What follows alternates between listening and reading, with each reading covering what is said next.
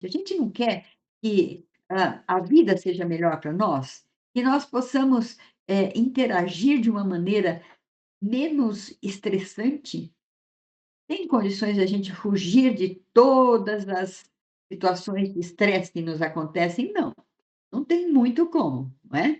Porque a vida é dinâmica, coisas acontecem, imprevistos no meio do caminho acontecem. Então, não são evitáveis. O que é que a gente pode evitar? É nos instrumentalizar para lidar com essas situações, porque elas não vão deixar de acontecer.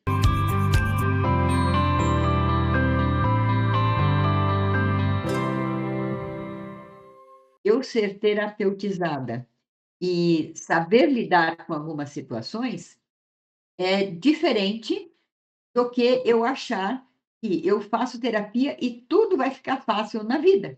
Não vai acontecer nenhuma situação imprevista, nenhuma situação desagradável, eu não vou me irritar com mais nada, eu só vou ficar meditando. Sim, a meditação, a terapia, a atividade física são coisas que importam muito para colaborar com a nossa saúde mental, mas não nos isenta de passar pelos percalços da vida. A questão é eu estar instrumentalizada para lidar com isso. E muitas vezes, ainda, com esses recursos, muitas vezes a gente escorrega, a gente às vezes não consegue lidar, às vezes impulsivamente você tem essa ou aquela reação, porém, elas são mais raras. Por quê? Porque eu estou tendo esse suporte, porque eu estou entendendo que dentro de mim, não, eu estou sem recursos para isto ou para aquilo. Então vamos lá, pedir a bênção para quem sabe mais do que nós, não tem nenhum demérito nisso, né.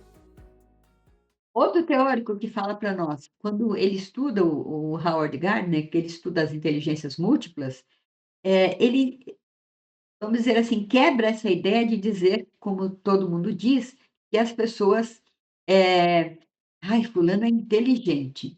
E o que é que todo mundo quer dizer quando afirma que alguém é inteligente?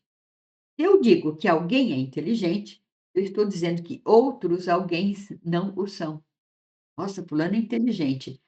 O que é ser inteligente, afinal? Então, assim, vamos lá. Inteligentes todos nós somos. Ocorre que algumas habilidades são mais, desenvolvidas em uns e outras em outros. Quando eu estudo com os meus alunos os estilos de aprendizagem, eu faço e peço que eles se percebam nesses estilos. Então, por exemplo, o quê? Existe até um testezinho fácil que eu costumo usar, que é sobre a pessoa se perceber como é que ela pontua, se ela é mais, visual, se ela é mais auditiva, se ela é mais sinestésica. Então, aonde ela se encontra mais? Ah, pronto, eu preciso olhar para a pessoa quando eu tô fazendo um curso, quando eu estou ouvindo alguma coisa, se eu não olhar para a pessoa, eu não consigo, compreender. Se eu estiver virada, eu estou escutando, mas eu não estou processando aquilo, eu preciso das 2 coisas. Então, assim, eu acho que, quando eu estudava, um exemplo, né, que é o meu caso, e eu já tive aluna que me disse isso, eu preciso escrever, né, e aí eu estudo escrevendo, e isso é uma processo normal do cérebro. Se a gente usa a escrita, o cérebro é uma continuidade. Eu estou pensando e estou colocando aquilo, numa sequência ordenada. Então, quando eu vou fazer uma prova, professora, eu me lembro exatamente até onde estava o conceito, me lembro até que lado do caderno que eu anotei aquilo. Eu sou visual. Outra me diz assim: "Olha, se eu ficar, escrevendo, me distraindo, eu não consigo produzir". Então aí, eu estou assistindo uma aula, eu estou ouvindo uma instrução do meu gestor, eu preciso prestar atenção, eu preciso ouvir. Eu fico atenta naquilo que ele está falando e pronto, aí eu vou e faço. E aí, a outra fala assim: "Nossa, mas você não anota". Não, para mim é suficiente que eu ouça. E e assim temos também o exemplo do sinestésico.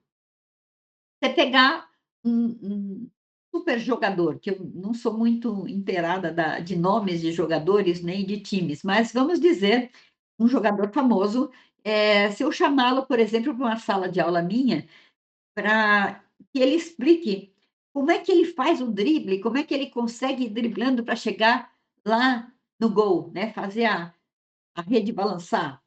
Então ele começa explicando: "Olha, eu venho vindo, aí eu cerco e vou pelo meio de campo e alguma coisa assim, eu vou". Aí ele faz assim: "Ah, espera aí, eu posso mostrar?". Por quê? Porque ele é mais sinestésico.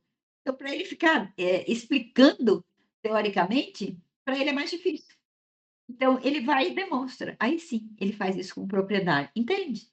Então, por que eu estou falando isso? Porque a questão de ser inteligente ou não, não existe.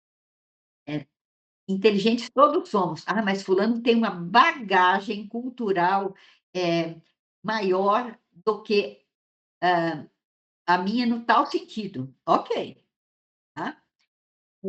Porque a gente ouve coisas assim que fala: "Nossa, antigamente se falava assim: 'Olha, você precisa estudar para ser alguém na vida'". Vocês conhecem alguém que seja ninguém? Eu nunca vi alguém que seja ninguém. Eu nunca vi, né. Então, desde qualquer função, qualquer coisa que se faça, todo mundo é alguém, todo mundo é inteligente. Ah, mas, aí uma aluna me contradisse falando assim: "Mas professora, eu não tenho essa inteligência não, porque olha, você fala, fala, eu olho para o texto, fico ouvindo a sua explicação, quando termina eu não lembro de nada". Porque eu vou olhar, eu vou ler de novo, eu não consigo interpretar aquilo que foi falado. Então, olha, eu devo ter algum distúrbio. Aí eu vou lá fundo na questão, converso um pouquinho, aí qual conclusão que a gente chegou? Ninguém ensinou você a interpretar. E isso vem sendo trabalhado, e deve ser, melhor dizendo, desde a educação infantil. E tudo se tira uma síntese. Então você, por exemplo, acabou de contar uma história, você pede que eles contem do jeitinho deles, e por aí vai. Eh, nós não podemos encadear uma, uma explicação, um conteúdo, um no outro, sem saber que um já foi devidamente internalizado e processado. Caso não seja, nós vamos emendando uma coisa na outra, sem avaliar realmente se houve, um entendimento, se aquilo foi processado e foi entendido.